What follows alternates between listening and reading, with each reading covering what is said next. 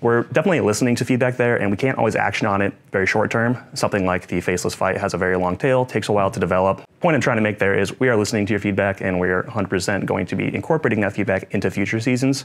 So while you might not see immediate changes, like, we're listening.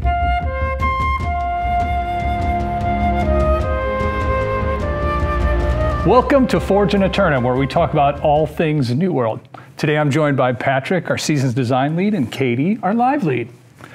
Today we've got a fun topic. We're going to talk about the PTR and how it changes what we're developing, both in the short term and the long term. Katie, why don't you start us off a little bit and talk about sort of like the timing of PTRs, the overall goals, what our main ideas are here? Yeah, so the PTR, the public test realm, we release that ahead of all of our major releases. Moving forward, that will be ahead of our seasonal releases. So it could be a varied amount of time, to be quite honest. Sometimes we'll release it a month ahead of time, sometimes a few weeks ahead of time. It just depends on what we specifically need from the players. And we'll give them patch notes that say what we're looking for, what we changed in case there's something interesting that they want to test.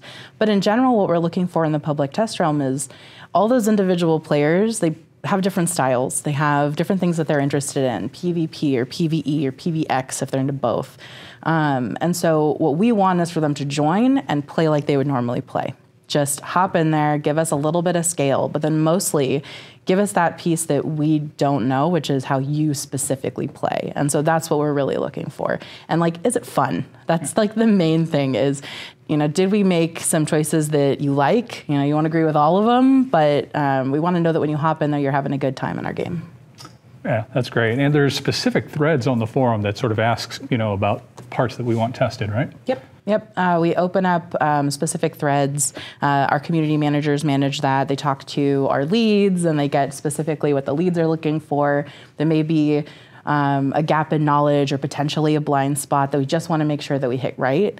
So those open up and you can post there. But you can also use the in-game reporting if you have something that you want to, bug or something that you're miffed about in the PTR. It goes to the same tool that we use for the live product, but we can obviously filter it to the PTR so we can get specifics that way. Awesome. Well, let's dig in on some specifics. So a big part of the last PTR was seasons. Yeah. Talk to me a little bit about progressing the season pass, how players felt about that, and any changes we made with that. Yeah, absolutely. So we were really excited to get the season pass on the PTR with the last release. And like Katie said, we opened up a focus thread on the forums that gave players an opportunity to give their feedback.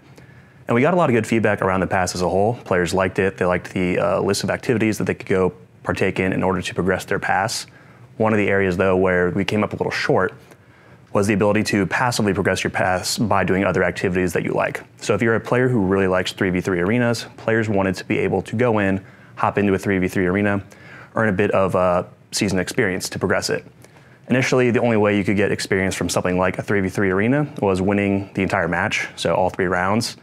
Based on our metrics, you have a 50-50 chance of winning any given match. So there were a lot of matches where you weren't going to get a lot of experience. So we took activities like arenas, like trials, invasions, war, and others, and we significantly increased the amount of season experience they passively give.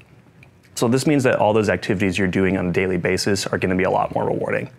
That was one big change we made. Another really big one was players wanted general experience and literally every activity in the game to progress their season pass. We're calling that just general passive experience. How that works is any player experience you earn. So if you get 10,000 experience from a quest, for example, that now transitions over to season experience. Every 10,000 experience you hit, you get a bump of season experience. It's a great way to make yourself feel like you're progressing doing anything you do. That's a great change that we made directly thanks to feedback from players on our PTR. Yeah, and we had, in one of the previous videos, we had mentioned that you could passively move through the pass, that you didn't have to focus on all of the activities in the journey. And so when they called that out in PTR, we realized that we hadn't gotten as far as we needed to. I think this is really cool because you can use the season pass as either something that you can just play your normal way of playing and you still get credit for it, or if you join and you're like, I don't know what to do today, open your season pass and now you can be directed to specific things in your activities, which I think 3v3s are in there as part of that too. Yeah. So you can get a little extra. Yeah, it's a tough balancing act, right? Because you want to provide that directed goals, but also want to do passive. So finding the right balance of those two is great to get feedback on. Yeah, for sure. What about the activities card, Patrick? Any changes there based on feedback? Just a few. So we looked at the data that we got from PTR and player sentiment, and the biggest change we made was we adjusted the categories of a few activities. So if you're not familiar with the activity card, there's different categories for different activities you can partake in, and when you complete that activity, you get to stamp your card. So players found that the season category, which encompasses pieces of content that we deliver with the season, they found those activities really hard to complete because there weren't a ton of them. So we went in and rearranged a few activities. Things like completing the Empyrean Forge is now a season activity. Killing Varangian Knights, also a season activity. What this means is while doing something like an Empyrean Forge, you might come out of that with 3, 4, or 5 stamps, which is going to be really good feeling and also makes completing that activity card a lot more doable for players. So we're keeping our ear to the ground there on feedback, always looking to add more activities that players can stamp, and please give us your feedback if you like to see anything else as an activity. Speaking of Empyrean Forge, Katie. My favorite. I think we got some feedback around gearing up for this expedition. Talk to me a little bit about that and some changes we may have made. Yeah, so we received feedback that this was another mixed ward expedition for the bosses, and that didn't sit right with the players. They, didn't want, even though we have, gear set storage coming out, they didn't want to have to either mix wards or just have to deal with that in general. Like the trash mobs and the guys in the middle, those ones they're not so worried about if that's, for instance, Angry Earth. But when your actual bosses are a different element, then you get really bummed about it. So what we did was we changed Ifrit, which is the fire boss that you encounter first in Empyrean Forge. I believe used to be Angry Earth, and now we adjusted to human. So you just need your 1 ward against the 2 big bosses in Empyrean Forge. So I think that's a super good change. And it's also something that we do in other expeditions. So I know that moving forward, we're going to take that into consideration. And we're also looking backwards. We're going to see if there's any adjustments that we can make. Obviously, no promises on when that's going to happen, but it is something that we are actively looking at for sure. Yeah, that's great. Yeah. Well, talking about human wards, which are PvE only, right? Yes. So these are new wards that are being introduced, especially for a lot of the new content. Patrick, how do you get those? It's with the flame cores, right? And I heard there's some feedback on the flame core mechanics. Talk to us a little bit about that and what we're doing. Yeah, so Season 1 introduces the concept of flame cores. These are items coming from Empyrean Forge, Varangian enemies, elite chests in Varangian POIs, and regular chests in POIs. They have a multitude of uses. You can use them at the Flame Core Forge to craft Human Bane and Human Ward items. You can use them to craft your Human Bane trophies. You can use them to craft your Season 1 Heart Gem Rune, the Fire Tornado Kick. Official name. Is that the official name? I don't think so. I think it's called the Firestorm. Yeah. So but you did a great job of describing what it looks like. It looks really cool. So you can use the flame cores for all of those items. And our initial values were really high. We got that feedback on Reddit, on the forums, on podcasts. I heard it everywhere. It was an astronomical amount of flame cores you were going to need in order to craft those items. So we went in and we reevaluated our quantities there. So we've brought those all down across the board. Things like the Tier 1 trophy now no longer requires flame cores. The Flame Core Forge now requires 10 cores, down from 15. The Heart Gem Rune requires Tier 3 25 instead of 50. So it's going to be a lot easier to get all of your gear with flame cores. But we still think they're going to have good value. And on that note, one other change we made was we made them bind on equip instead of bind on pickup. So previously you had to go farm those yourselves. Now you can go buy them on the trading post if you're sitting on a lot of gold, or you and a group of friends can go farm them and funnel them to someone in particular. It should give you a lot more flexibility. Nice. It's like every time you start talking about something, you're like, and another thing, and another thing. That's awesome. One more thing then. So we tested another one of our events, the Fury of the Spriggan. Yeah. This time there was something live going on, the Legacy of Crassus. Did that affect our thinking in terms of this event at all? Yeah, for sure. So Legacy of Crassus was the first time that we had like a daily limit of our main reward that you were going to get. And then we had some secondary prizes, rewards for taking part. And what we heard was that the secondary rewards they weren't even secondary. They just did not feel good. I know that there was a bug at the start where it was pulling from a really big loop pool too, so that didn't feel great. But even when we drove that down to a smaller pool, it still didn't feel great to players. And so they would do it once and then they were bummed about the rest of it. So for Fury of the Spriggan, we have taken that into consideration. And so the secondary rewards are going to be good. They are something to chase, so you can continue, like after you get your obsidian gypsum or whatever our main one's going to be.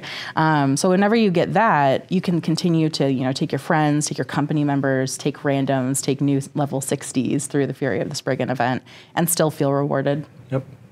It's awesome. Yeah, it takes time to find that right balance for rewards. I like the dailies now to give people a reason to come back, but you've got to just sort of figure it out. For sure. So we talked a lot about short-term changes, Patrick. Has anything from the PTR sort of affect our longer-term thinking on season? Yeah, absolutely. So back to those focus threads in the forums, one of them was on the Silver Crow storyline, and we got a lot of great feedback from our players about that. In particular, things like the Faceless fight at the end of the season storyline, players wanted more there. They felt that encounters like Brother Umberto and Apophis, where you were in a solo instance and fighting a really epic boss fight, they really liked those and resonated with that. Faceless, they didn't feel was up to that bar. So feedback like that we really take to heart, and for season 2 and beyond, we're 100% going to be looking at fights like Brother Umberto and making sure it lives up to that bar. That's awesome. So we're definitely listening to feedback there, and we can't always action on it very short term. Something like the Faceless fight has a very long tail, takes a while to develop, and changing that entirely in a PTR lifecycle, not super doable, although we can fix bugs and tuning here and there. Rewriting the entire fight is a lot of work. So point I'm trying to make there is we are listening to your feedback, and we are 100% going to be incorporating that feedback into future seasons. So while you might not see immediate changes, we're listening. Awesome. That's super exciting. Speaking of listening, I've heard a lot of players complain, man, it's hard to test on the PTR. Any changes we made recently to sort of help that? Yeah, one of the ones that I was super excited about was let me take it back for anybody who hasn't participated or who has participated only recently and didn't participate back in the day.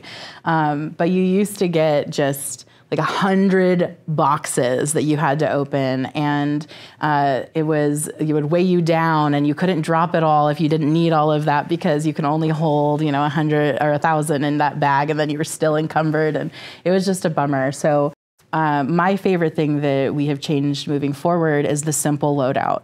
So you open the simple loadout and you get to choose, focus, intelligence, constitution. You choose what you want to be. You just open that one and it has everything that you need for a simple character. But you also still have the customizable character, which is also simplified from what we used to have. But it's one that you can customize to be more aligned with, crafting, or if you want to pick your own gear or whatever. You can still do that, but for those that just want to get in and they want to play and they want to test, we have the simple loadout. I'm super excited about that. Yeah, simple loadout's great. And on the backstory front, this last PTR introduced an upgraded backstory that gave players a lot of new items that they could craft with. Things like weapon mods are now in those boxes and a lot easier to find. So we're continuing to listen to feedback there. And I know one of the sore points was when we introduced those, we only introduced 250 of each mod, which is 10 scarab rolls. Yeah. So we're going to be significantly increasing that number too for the next PTR. Yeah, so for players, they should continue giving us that feedback because we are listening. Yep. So when there's something with the backstory, definitely let us know, right? Because we're listening. We do have a community question today to sort of go on that last question. What are any ideas you all have on how we might make testing in the PTR more effective or easier? Let us know on the comments. Thanks.